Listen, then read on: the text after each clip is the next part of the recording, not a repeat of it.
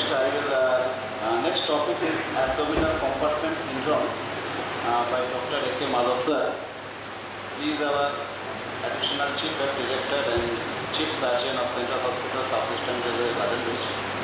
He is not only reputed surgeon in our hospital but in her capacity. And now I will request Dr. Madhavsar for delivering this abdominal compartment syndrome.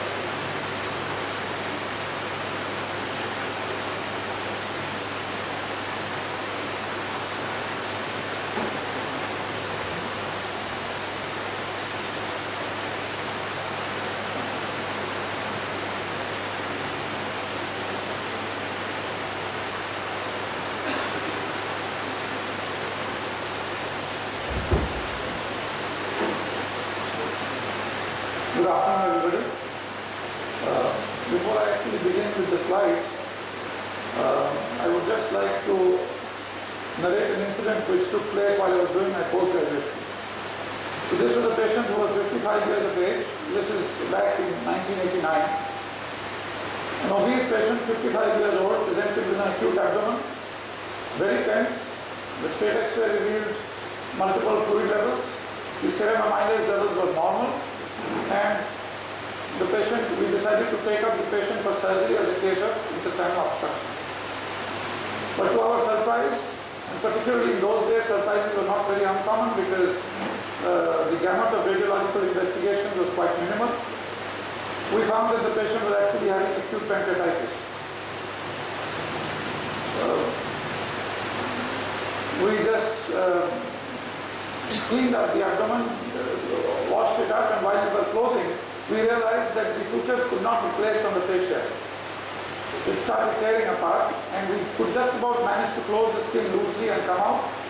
The anesthetists told us that, well, this was a useless negative laparotomy that had been performed, and we really thought that we were possibly going to lose this patient. However, to our pleasant surprise, this patient did fairly well during the post-operative phase. He was discharged after about 16 to 17 days, and he came back to us for repair of his incision hernia after 6 months, which was duly done, and he is still doing well. I would also like to just mention another patient which was far more common. This was a case who presented with an acute abdomen. There was straight X-ray revealed free gas under the diaphragm. When he came to us, the pulse was barely palpable. The blood pressure was not recordable. And even after adequate resuscitation, we could get the blood pressure up to a level of 70 by 40 millimeters of mercury with a thready pulse rate of about 135 to 140. The anesthesiologists were somewhat reluctant to anesthetize this patient, but on our insistence they did it. And to both ours and their pleasant surprise, the moment we actually opened this abdomen, the blood pressure went up, the pulse volume became much better. Now those were the days when the concept of abdominal compartment syndrome did not exist as a scientific entity, or it was just about very nascent, very much in its infancy. And these were some of the, particularly in the first case, it could have been called a mistake. But that fortunate mistake, which was called a negative laparotomy, would today possibly be called a decompressive laparotomy, because of the plethora of evidence that we have now with regard to this scientific entity called the abdominal compartment syndrome.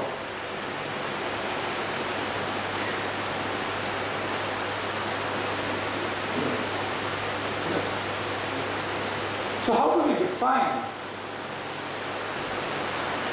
So over the course of the next 15 minutes, I will walk you through the concept of intra-abdominal hypertension and abdominal compartment syndrome, about its definition, what are the causes, the increases in recognition recently, as I've just mentioned, the pathophysiologic manifestations, its prevalence, outcome, and how do we need to treat this entity. So it was first defined by Tim Wolf as multiple organ dysfunction caused by elevated intra-abdominal pressure. So normally the intra-abdominal pressure would be between 0 and 5 millimeters of mercury. Anything above 12 would be considered intra-abdominal hypertension. Between 50 15 and 20 would be considered dangerous intra-abdominal hypertension, and one should start considering non-invasive interventions. And above 20 to 25 millimeters of mercury, one should actually strongly start considering a decompressive laparotomy, even if it can be a negative laparotomy in the sense that we wouldn't be doing anything very active surgically. I would of course also just like to highlight that the pressures here are in millimeters of mercury, but for that we generally require pressure transducers. The more common ones, that the ordinary spinal manometer can also be used, the central venous pressure measuring manometer can also be used, which would generally give the measurements in terms of centimeters of water, which is about 1.36 times the millimeters of mercury. So what are the causes of intra-abdominal pressure elevation? It could be retroperitoneal, pancreatitis, as I just mentioned in the case that I talked about. Retroperitoneal or pelvic bleeding, contained abdominal aortic ruptures, aneurysm ruptures, retroperitoneal abscesses and visceral edema. Now, as you can see in some of these cases, as surgeons we really do not have to do anything to that particular part very often, but despite that we need to go and explore or open. And there can be certain intraperitoneal causes of intra-abdominal hypertension, like intraperitoneal bleeding, a frank rupture of the abdominal artery aneurysm, acute gastric dilatation, intestinal obstruction, mesenteric venous obstruction, pneumoperitoneum, a lot of abdominal packing, which is sometimes recommended for extensive liver injuries these days, abscesses and visceral edema secondary to resuscitation, and I will just dwell upon it, allude to it a little later as well. What about the abdominal wall? Sometimes the abdominal wall becomes very rigid, like in a burn S-chart, or when we repair large abdominal hernias, when we put all the organs inside which have remained out for a long time, this can also give rise to intra-abdominal hypertension. The closure of laparotomies under tension, which used to be the practice earlier because the concept of laparostomas has just been there for about 15 to 20 years, and the use of very tight abdominal binders. Conditions like chronic obesity, central obesity, ascites and large abdominal tumors can also result in intra-abdominal hypertension. As I was just mentioning earlier, are we actually seeing more and more cases of abdominal compartment syndrome? Possibly yes, because the ICUs are now, because of the other modalities of treatment available, they are full of more and more sick patients. So the sicker the patients, they are more likely to have conditions like the abdominal compartment syndrome. And maybe we are even recognizing them much more often than we used to at one point in time. Now, as I was just mentioning,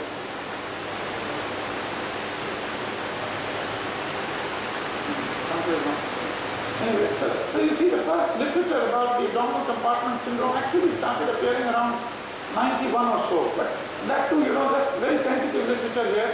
And then the explosion started in the late 90s and in the 2000s. So you have the number of research publications that multiplied many-fold about this condition. So what is the pathophysiology of it? Ischemia, which can result in an inflammatory response or inflammatory response per se, can result in capillary leak, tissue edema, and the fluid resuscitation itself can also increase the tissue edema, thereby resulting in intra-abdominal hypertension. And what are the pathophysiologic sequelae of this increase of intra-abdominal pressure? Various organs are affected, and the cardiac, for example, it can cause the increased, it decreases the return of the preload because of the pressure on the vena cava, and as a result there is decreased cardiac output, there is increased systemic vascular resistance, decreased cardiac workload, and not only that, one must also bear in mind that the central venous pressure and the pulmonary artery pressures are sometimes falsely elevated in these conditions. And therefore, one has to be careful when taking these readings while resuscitating these patients. What about the lungs? Elevation of the diaphragms reduces the lung volume. There is cytokine release and immune hyperresponsiveness. And all this would elevate the intrathoracic pressure. This would further reduce the venous return to the heart. It would increase the peak pressures, reduce tidal volumes, cause barotrauma, atelectasis, hypoxia, hypercardia, and finally can result in acute respiratory distress syndrome. also have GI sequelae. Now we recently we had a patient who was actually with acute appendicitis, presented to us with acute appendicitis, but with a very tense abdomen.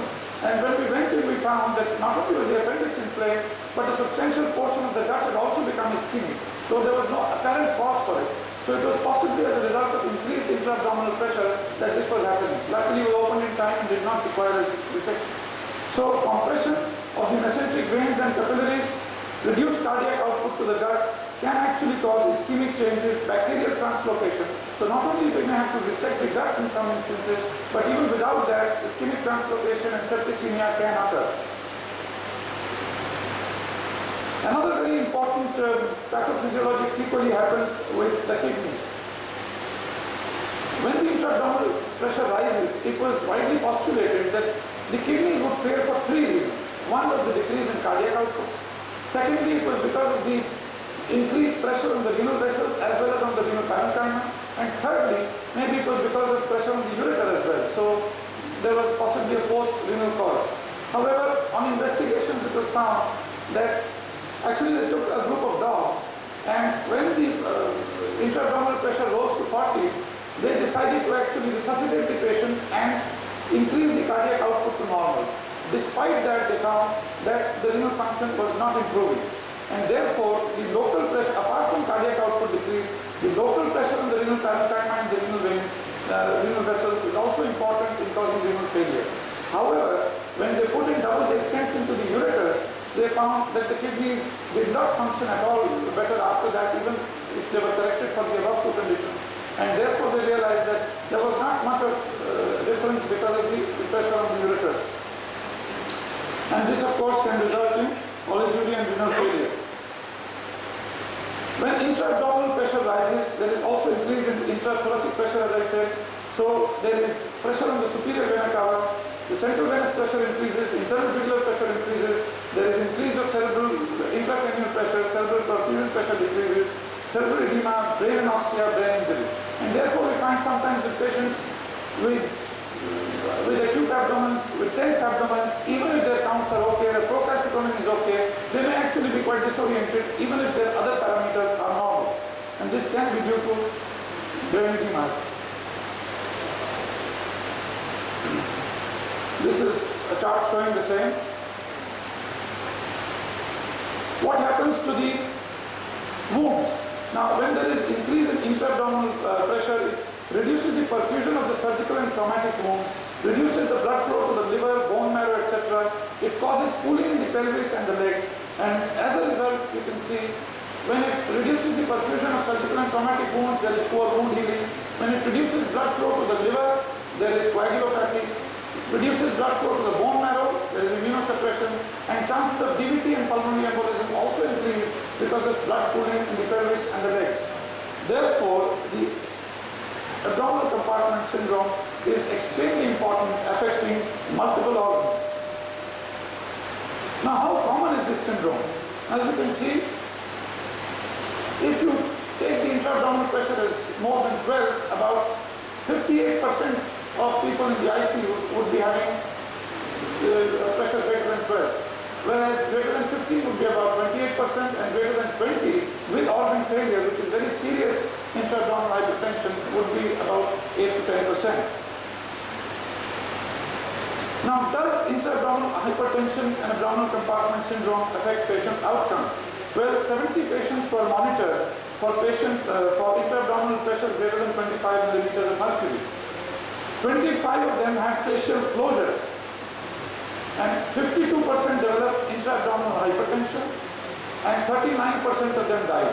Whereas 45 cases, their abdomens had actually been left open. Now this, possibly 20 years ago, would have sounded ridiculous, but nowadays in such cases we tend to keep the abdomens open in a fair number of cases of this kind. And I think the results have been quite good. As you can see, only 22% developing intra-abdominal pressures greater than 25 and 10% mortality.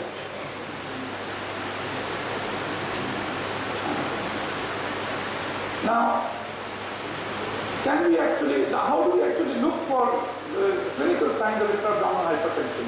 Well, of course, we can get abdominal compartment syndrome, the kidneys fail, patient is disoriented, So that is a classical full-blown case of abdominal compartment syndrome, but these things come late and we should try and get to this much before that.